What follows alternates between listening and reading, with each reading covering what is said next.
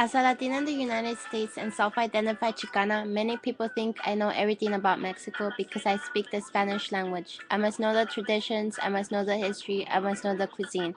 I do speak the Spanish language. I do know how to cook some of the Mexican cuisine, yet I only know a little bit about the history. I don't know everything, and this is my experience in Mexico, my reflections on biculturalism and cultural identity.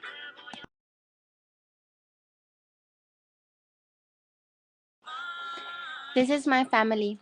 On my mother's side, I am Chinese and Spanish. On my father's side, I am Native American, Yaqui, and Italian.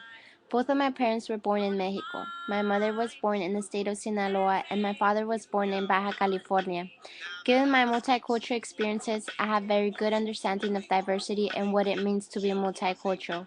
Because of my multiple histories, multiple identities, multiple backgrounds, I choose to identify Chicana because it gives me the option to identify with more than one culture.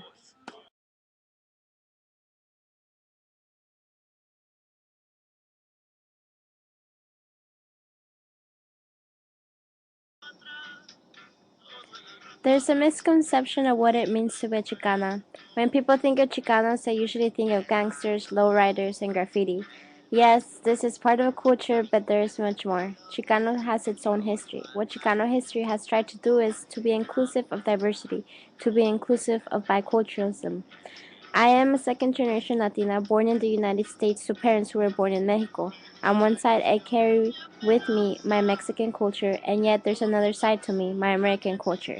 It's very difficult at times to merge those two cultures because they're often placed as opposites or two polar extremes that often seem impossible to merge together. What adds on to this confusion is a backlash in laws against immigrant communities. Proposition 187 that banned many resources to immigrants, Proposition 227 that prohibited bilingual education, and other laws that are taking place in Arizona, like SB 1070.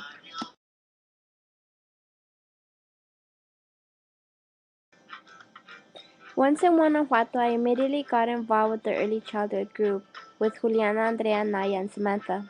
I am interested in early childhood, ages 0 to 6. The early childhood group is called Juguemos, Juego, Canto, Yoga, Dibujo y más para madres e hijos. Every morning starts with unstructured play. As you can see in this picture, we provide the children with toys, music supplies, puppets, and while they're playing, we play them music. The activity I mostly help with is yoga. I do yoga myself and consider myself a beginner. Doing yoga with children is fun. I learned many yoga positions for children while volunteering at a preschool in Tucson. One of the reasons why we decided to implement yoga in the early childhood group is not necessarily to get children fit, but to provide mothers and children with an activity they can do together, to learn how to relax their children, and they seem to enjoy it. I really enjoy it. I learned that it's important to not stick to a specific position but improvise and do what children want.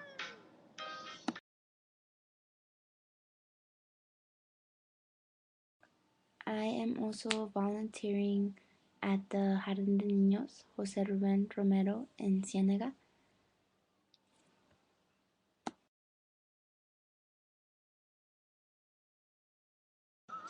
Just to give you a little bit of background on the preschool, we're supposed to receive about 25 students every day, but only about 15 students attend on a regular basis.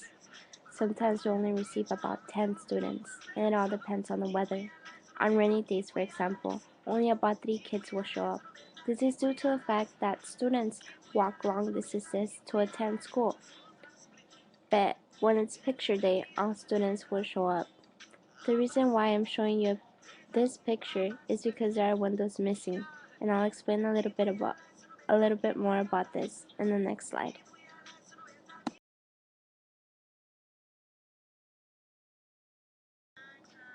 To give you a better sense of the community in Senegal, is that there's a really good relationship between the teacher and parents, particularly the mothers. The mothers and teachers began a program where each morning a group of mothers goes around Cienega Cajones picking up plastic bottles. What they plan to do is recycle the bottles for money and buy new windows for the school. This is a demonstration of how much parents care for their children's education. On the next slide, I will present to you some of the children I worked with in the Senegal preschool.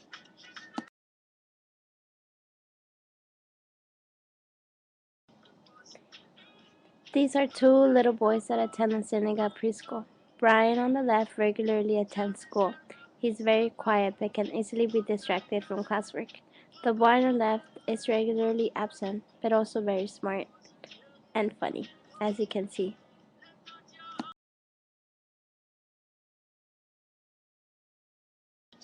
These are some of the little girls that attend the Seneca preschool. Angelica, the girl in red, is super funny and talkative, while Daniela in light blue is very quiet.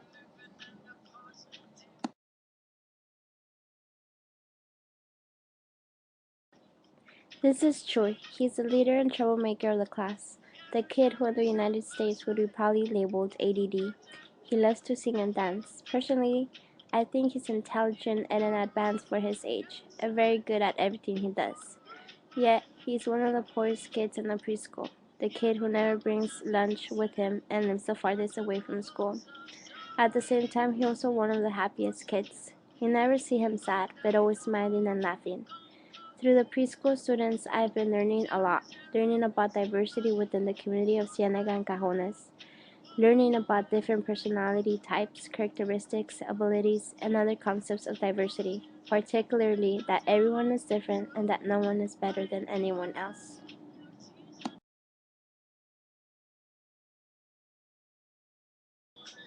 This is Suriel. He's always talking in slang, and that's me being silly next to him. What I've learned about myself is that I really enjoy being with children. I feel free to be myself and unafraid to be judged.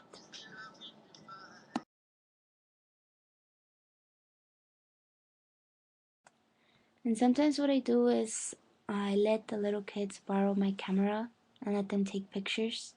And this is one of the pictures that one of the little boys, Pablo, who's not from the preschool, but from the primaria right across the preschool. And he takes wonderful pictures.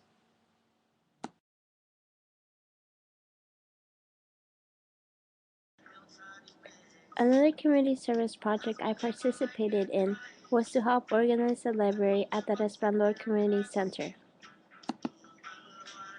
I've been working with Naya in organizing the books by age and topic. As of now, the library is currently open, and many kids, children, and adults have been checking out books, which makes me really happy and proud of the work that I've done along with Naya.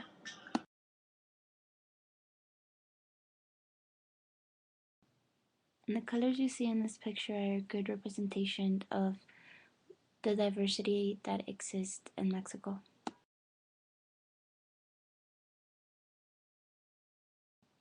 In this picture, Pablo borrowed my camera and started taking pictures of all the children. And when I turned around, I noticed that he was taking a picture of his shoe. I think this picture is a good representation of how everyone, no matter where you're from, where you are, what's your background, we're all different and we all come from different walks of life.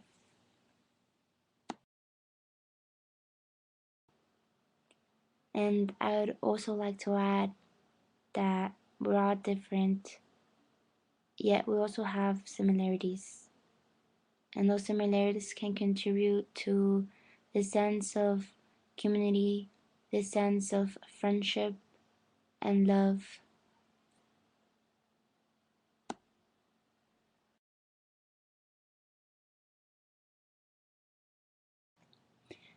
I will leave Mexico with a better understanding of what is diversity.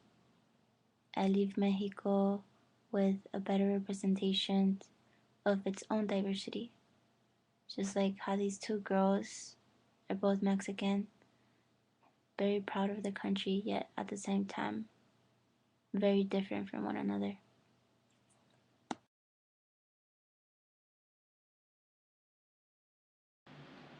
And in this last picture, sort of demonstrates all these kids holding on to different strings, and those strings have different patterns.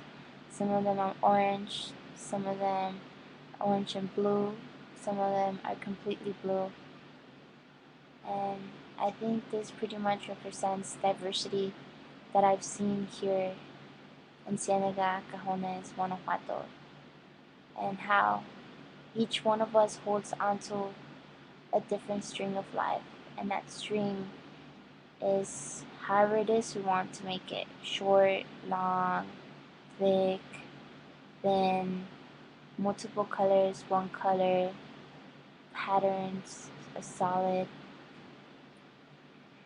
And all these kids have their own personality, their own characteristics, their own, and they're all contributing to diversity. Diversity is not necessarily a specific culture, but it's also an individual.